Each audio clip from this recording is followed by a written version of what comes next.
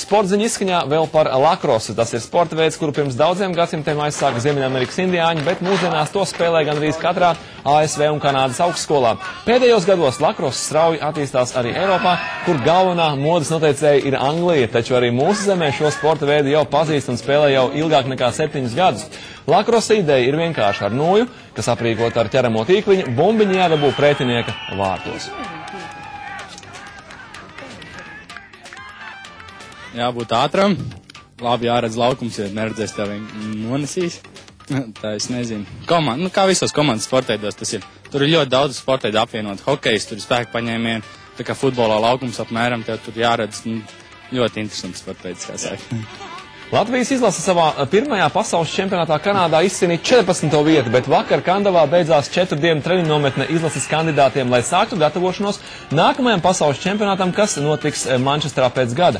Šobrīd uz 23 vietām izlasē pretendē gandrīz 100 lakrosu spēlētāju. Kā saka, indiāņi šo sporta veidu sākuši spēlēt? Es nezinu, kas viņi sākuši spēlēt, bet man ļoti patīk. Kāda ir konkurence cīņā par vietu izlasē? Konkurence ir ļoti spēcīga. Daudz cilvēki. Pirmo reizi vispār esmu šādu nometni un nezināju, ka mēs tik daudz Latvijā spēlē cilvēku lakrosu un uzskatu, ka ir ļoti forši un konkurence tiešām ir spēcīga. Vēl nav zināms, vai izdosies savākt nepieciešamos līdzekļus dalībai pasaules čempionātā. Vecākais treneris Dzintars Kalniņš domā, ka šī izlase varētu izšaut pēc 3 gadiem Eiropas čempionātā. Par pasaules čempionātu man grūti.